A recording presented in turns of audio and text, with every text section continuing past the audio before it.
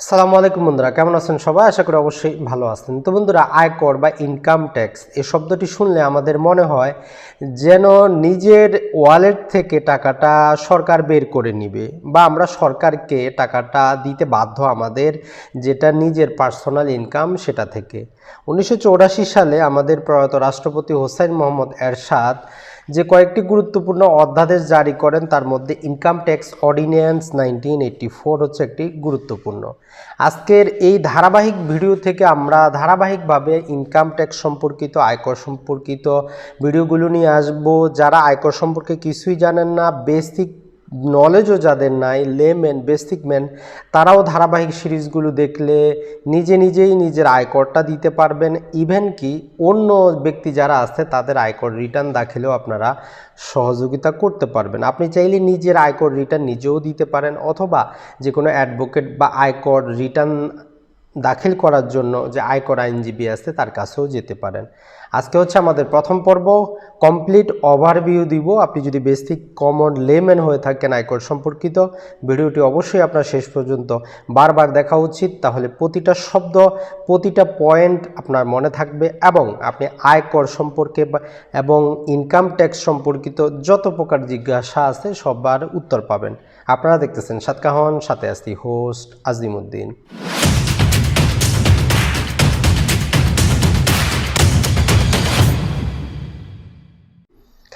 Income tax সম্পর্কে আমাদেরকে পুঙ্খানুপুঙ্খরূপে জানতে হলে সর্বপ্রথম 5টি শব্দ, 5টি বাক্য, 5টি জিনিস আমাদের মাথার মধ্যে একদম ক্লিয়ার কাট ধারণা থাকতে হবে। নাম্বার 1 হচ্ছে যে আয় বর্ষ, নাম্বার 2 করবর্ষ, নাম্বার 3 হচ্ছে করযোগ্য আয়, নাম্বার 4 হচ্ছে ইটিন এবং নাম্বার 5 হচ্ছে আয়কর রিটার্ন। এই 5টি জিনিস আমরা যদি বুঝি তাহলে একজন বেসিক ম্যান হিসাবে আমাদের কমপ্লিট ধারণাটাই চলে আসবে। তো প্রথমেই আসি আমরা যেটি যে আয় বর্ষ। তো আসলে আয় বর্ষ বলতে আপনারা বুঝতেই পারতেছেন যে যে বছরের মধ্যে আপনি আয়টা করেন সেটাই হচ্ছে আয় বর্ষ। তো এখন বাংলাদেশের ক্ষেত্রে আমরা জানুয়ারি থেকে ডিসেম্বর যদিও বছরটা হিসাব করি, কিন্তু আর্থিক দিক বিবেচনায় বাজেটগুলো যেহেতু জুলাই মাসে হয়, তো এই জন্য জুলাই মাসের 1 তারিখ থেকে পরবর্তী বছরের জুন মাসের 30 তারিখ পর্যন্ত এটাকে অর্থ বছর বা এটাকে আমরা আয় বছর ধরে নিতে পারি।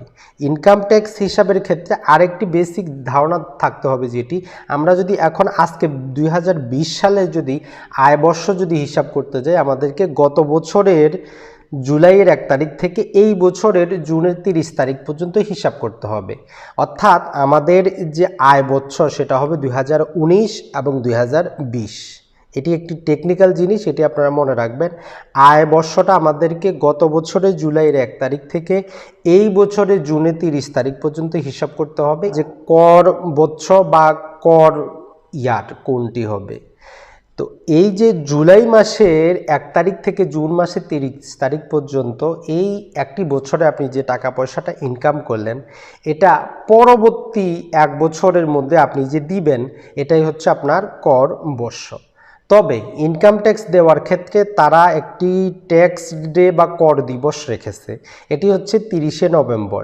তাদের কথা হচ্ছে আপনি এই 30শে জুন শেষ হওয়ার পর থেকে জুলাইয়ের 1 তারিখ থেকে 30শে নভেম্বরের মধ্যে আপনার যাবতীয় ইনকাম ট্যাক্সের বিবরণী আপনি দাখিল করবেন।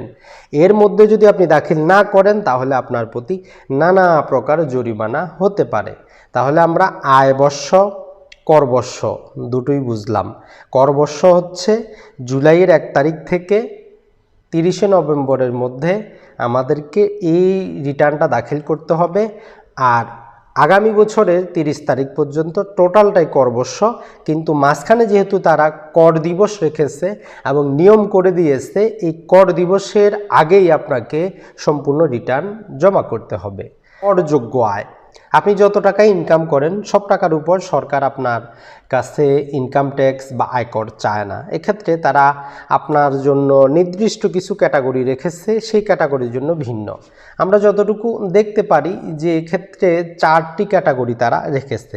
আপনি যদি ব্যক্তি শ্রেণী হন, সাধারণ ব্যক্তি হন, সেক্ষেত্রে 3 লক্ষ টাকা পর্যন্ত যদি আপনার ইনকাম হয়, তার উপর সরকার কোনো প্রকার আয়কর নিবে না, সম্পূর্ণ ফ্রি। সেক্ষেত্রে আপনি যদি মহিলা হন অথবা আপনার বয়স যদি 65 বছরের বেশি হয়, সেক্ষেত্রে আপনার জন্য আরও 50,000 টাকা বৃদ্ধি করে তারা বলতেছে 3.5 লক্ষ টাকা পর্যন্ত যদি হয় আপনার প্রতি আমরা আয়কর ধার্য করতেছি না। তারপরে যদি কেউ প্রতিবন্ধী হয়, সেক্ষেত্রে তার জন্য 4,50,000 টাকা পর্যন্ত যে তার প্রতিও কোনো আয়কর দিতে হবে না। আর যদি গেজেটকৃত যুদ্ধাহত মুক্তিযোদ্ধা যারা আছেন তাদের জন্য 4,75,000 টাকা পর্যন্ত হচ্ছে আয়কর সম্পূর্ণ জিরো। এর বেশি যখনই হবে তখনই তার ওই টাকাটাকে করযোগ্য আয় হিসাবে ধরে নেওয়া হবে। তাহলে এখানে ক্যাটাগরিটা আপনারা বুঝলেন, 4 শ্রেণীতে বিভক্ত। সাধারণ ব্যক্তির জন্য 3 লক্ষ টাকা, মহিলা এবং 65 বছরের ঊর্ধ্বে তাদের জন্য 3.5 লক্ষ টাকা, প্রতিবন্ধীর জন্য 4.5 লক্ষ টাকা, আর যারা গেজেটকৃত যুদ্ধাহত মুক্তিযোদ্ধা আছেন তাদের জন্য 4,75,000 টাকা। এর বেশি যখনই হবে, যেই টাকাটা হবে সেই টাকার উপর আপনাকে নির্দিষ্ট ক্যাটাগরি হারে আপনাকে আয়কর দিতে হবে। এক্ষেত্রে বিভিন্ন ক্যাটাগরি দেওয়া আছে, প্রতি বছরই তারা ভিন্নভাবে ভিন্ন রকম ক্যালকুলেশন করে। এজন্য আপনি একবার এগুলো বুঝলে হবে না, প্রতি বছর আপনাকে আপডেট তথ্যটা থাকতে হবে। এজন্য আপনাকে income tax ordinance, income tax rule, তাদের আয়কর পরিপত্র, আয়কর নির্দেশিকা, এই 4টি এবং সাথে অর্থ আইন, এই 5টি আইনকে যদি আপনি পাশাপাশি রেখে কাজগুলো করেন, কোনো ভুল হবে না, 100% রূপে আপনি করতে পারবেন। তবে এক্ষেত্রে বিভিন্ন শ্রেণীর জন্য আবার বিভিন্ন রকম ডিসকাউন্টও দেওয়া আছে। যেমন যদি কারো যদি ইনকামটা শুধুমাত্র কৃষির উপর নির্ভর হয়, কেউ যদি শুধু কৃষক হন, তার যদি ধরলাম বছরে 5 লক্ষ টাকা ইনকাম আছে, তাই বলে আপনি তাকে সাধারণ ব্যক্তি হিসাবে 3 লক্ষ টাকা হিসাব করে বাকি 2 লক্ষের উপর কর ধার্য করে দিবেন এমন না। এক্ষেত্রে বলা হচ্ছে কারো যদি ইনকাম শুধুমাত্র কৃষি নির্ভর হয়, সেক্ষেত্রে 2 লক্ষ টাকা পর্যন্ত আবার ফ্রি। তাহলে সাধারণ হিসাবে উনি 3 লক্ষ পেলেন, কৃষক হিসাবে উনি পেলেন 2 লক্ষ। তার মানে টোটাল 5 লক্ষ টাকা যখন অতিক্রম করবে তখনই ওনার জন্য করটা ধার্য হবে। এই যে 4টি ক্যাটাগরি আমরা বললাম, সবার সাথে 2 লক্ষ টাকা করে যুক্ত হবে। তার মানে সাধারণ ব্যক্তি যার শুধু কৃষি ইনকাম তার জন্য 5 লক্ষ টাকা, সাধারণ ব্যক্তি যে মহিলা যার শুধু কৃষি ইনকাম তার জন্য 5.5 লক্ষ টাকা হয়ে যাবে, সাধারণ ব্যক্তি যে প্রতিবন্ধী তার জন্য তখন সেটা বেড়ে যাবে 4.5 লক্ষ টাকা থেকে 2 লক্ষ বেড়ে সেটা যখন 6.5 লক্ষ টাকা হয়ে যাবে। এমনইভাবে গেজেটকৃত মুক্তিযোদ্ধার ক্ষেত্রেও আরও 2 লক্ষ বেড়ে সেটা 6,75,000 টাকা হয়ে যাবে। সম্পূর্ণ বিষয়গুলো কিন্তু আপনার মাথায় থাকতে হবে। এখন আসি আমরা সেটি হচ্ছে যে টিন সার্টিফিকেট বা ই-টিন, এই জিনিসটি কি। যেমন আপনি ব্যাংকে টাকা রাখতে গেলে আপনাকে একটি অ্যাকাউন্টের প্রয়োজন। এই যে সরকারকে আপনি ইনকাম ট্যাক্সটা দিবেন, আয়করগুলো দিবেন, এর জন্য তো আপনার একটা আইডেন্টিফিকেশনের প্রয়োজন হবে। এই জন্য তারা করেছে টিন, মানে হচ্ছে ট্যাক্স পেয়ার আইডেন্টিফিকেশন নাম্বার। এটি আপনারা জাস্ট অনলাইনে করে নিতে পারেন। পূর্বে এটি 10 সংখ্যার ছিল 2013 সালের পূর্বে। 2013 সালের পর থেকে এটি সম্পূর্ণ 12 সংখ্যার একটি ডিজিট। এটি আপনারা অনলাইনে জাস্ট etin.bd-তে গিয়ে সেখানে জাস্ট আপনারা 2টো ধাপে এটি করে নিতে পারবেন। প্রথম ধাপে জাস্ট আপনি যে কোনো একটি আপনার মোবাইল অ্যাড্রেস অথবা ইউজার আইডি, পাসওয়ার্ড এবং সামান্য কয়েকটি প্রশ্নের উত্তর দিয়ে একটি ইউজার আইডি তৈরি করে নেবেন লগ ইন করার জন্য। এটির জন্য জাস্ট আপনার মোবাইলটির প্রয়োজন হবে, একটি কোড আসবে, সেটি দিবেন, তখন আপনি অ্যাক্সেস করতে পারবেন এদের ওয়েবসাইটের ভিতরে টিন অ্যাপ্লিকেশন করার জন্য। যখন আপনার প্রথম ধাপের কাজ শেষ হয়ে গেল, দ্বিতীয় ধাপে জাস্ট আপনি সেখানে আপনার যাবতীয় ডিটেল যেভাবে আপনার আইডি কার্ডে আছে সেই রকমভাবে দিয়ে দিবেন। আমরা নেক্সট ভিডিওতে দেখাবো কিভাবে বাস্তবে কাজগুলো করবেন। তখন আপনার জন্য অটোমেটিক যে টিন সার্টিফিকেটটি রেডি হয়ে যাবে। আপনি না পারলে যে কোনো কম্পিউটারের দোকানে যদি যান তারাও করে দিবে, 200-300 টাকা হয়তো নেবে। তো এই যে টিন সার্টিফিকেট, আমাদের অনেকেরই ভুল ধারণা আছে যে যারা টিন করবেন তাদেরকেই শুধুমাত্র আয়কর দিতে হবে, যারা টিন করবেন না তাদেরকে দিতে হবে না। বিষয়টি কিন্তু এমন না। আপনারা প্রথমেই দেখলেন যে কাদেরকে আয়কর দিতে হবে, যাদের করযোগ্য আয়ের বেশি হবে। অর্থাৎ যদি সাধারণ ব্যক্তি 3 লক্ষ টাকার উপরে যদি ইনকাম থাকে, ওনার টিন থাকুক বা না থাকুক, উনি নিজে থেকে কর দিতে যাবেন, আর যখনই যাবেন তখনই উনি টিনটা করে নেবেন। এটা ছাড়া সরকার মানুষকে বাধ্য করতেছে যাতে টিন সার্টিফিকেটটা নিতে হয় বিভিন্ন কাজের জন্য। ইভেন কি 30টি কাজের জন্য আপনাকে টিন সার্টিফিকেট নিতে হয়। জায়গা জমি বিক্রি করার জন্য, ক্রেডিট কার্ড নেওয়ার জন্য, অস্ট্রেল লাইসেন্স দেওয়ার জন্য, যে কোনো ট্রেড লাইসেন্স করার জন্য, সর্বক্ষেত্রেই সরকার হয়তো আগামী কয়েকদিন পর আমরা দেখব এমন কোনো জায়গা নাই যে আপনাকে টিন করতে হবে না, মানে হচ্ছে যে টিন সার্টিফিকেটে নেওয়া বাধ্যতামূলকই করে দিবে। আপনার আয় থাকুক বা না থাকুক আপনাকে রিটার্ন দিতে হবে এমনও নিয়ম হয়তো আমরা দেখতে পারবো। তার মানে আপনারা বুঝলেন যে টিন করার সাথে আপনার আয়কর দেওয়া না দেওয়ার কোনো সম্পর্ক নাই। আবার আপনি যখন আয়কর দিতে যাবেন তখন আপনার টিন সার্টিফিকেটটা করতে হবে। তবে যারা টিন সার্টিফিকেট করে ফেলেছেন সবাইকে আবার আয়কর রিটার্ন জমা দিতে হবে না। তো আমরা এখন দেখি যে আয়কর রিটার্ন জিনিসটি কী।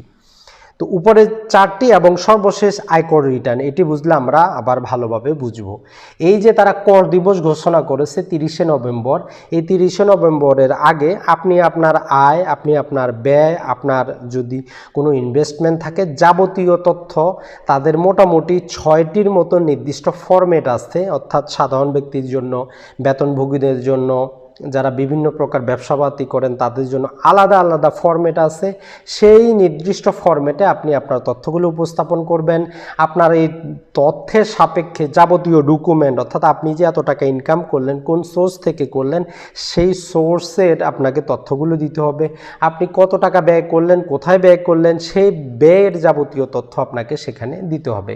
তবে 2020 সালে যারা প্রান্তিক আছেন, যারা জিরো রিটার্ন দাখিল করতে হয় বিভিন্ন কারণে, তাদের জন্য সরকার যেটি করেছে এক পাতারও তারা নিয়ে এসেছে যাতে আপনি নিজে নিজে পূরণ করে দিতে পারেন, কোনো আইনজীবীর কাছেও যাতে আপনার না হয়। আমরা নেক্সট ভিডিওতে ধারাবাহিকভাবে নিয়ে আসব।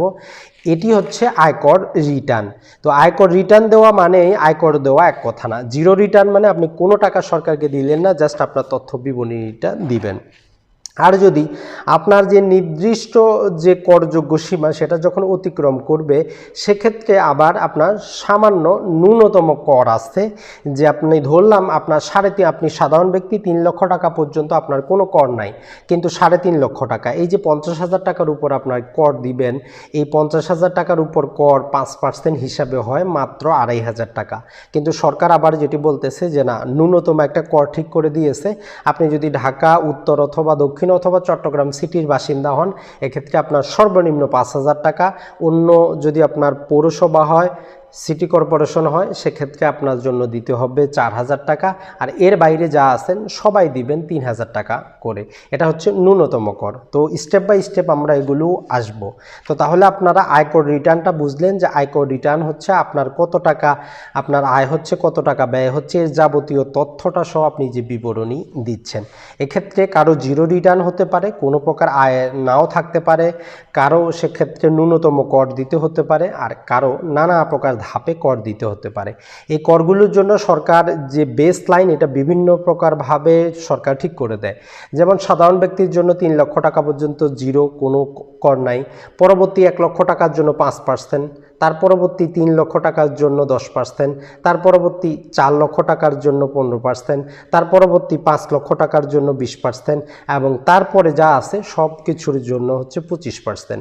অর্থাৎ আয়করটা হিসাব করতে আপনাকে এই বেস লাইনগুলো মনে রাখতে হবে।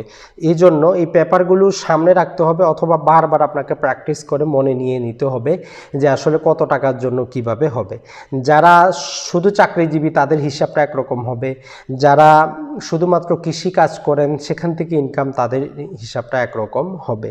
তো আশা করি আজকের এই ভিডিও থেকে আপনারা বেসিক কিছু তথ্য পেয়েছেন যে আসলে আয়করটা কি জিনিসটি কি। আরেকটি যে ইনকাম ট্যাক্স অর্ডিন্যান্সে আয়করের উপর আবার আপনাকে সারচার্জ দিতে হয়, যেভাবে ব্যাংকে আবগারি শুল্ক দিতে হয়। তবে এটা সবার জন্য না, যাদের ন্যূনতম 3 কোটি টাকার সম্পত্তি আছে সেই 3 কোটি টাকার উপর যত টাকার আপনার ইনকাম ট্যাক্স আসবে সেই ইনকাম ট্যাক্সের উপর তারা সারচার্জ দিয়েছে, সেটি সামান্য। তো আশা করি ধারাবাহিক ভিডিওগুলো আপনারা দেখবেন এবং আয়কর সম্পর্কে আপনাদের যত প্রকার প্রশ্ন আসতে কোশ্চিন আসতে সেগুলোর আপনারা উত্তর পাবেন। কারণ এগুলো এক ভিডিওতে শেষ করা সম্ভব নয়, 5 মিনিটের ভিডিওতে শেষ করা সম্ভব নয়। যদি আপনি প্রকৃতপক্ষে আয়কর সম্পর্কে জানতে চান আপনার উচিত হবে ধারাবাহিক ভিডিওগুলোকে দেখা। তো বন্ধুরা ভালো থাকবেন, সুস্থ থাকবেন। আসসালামু আলাইকুম।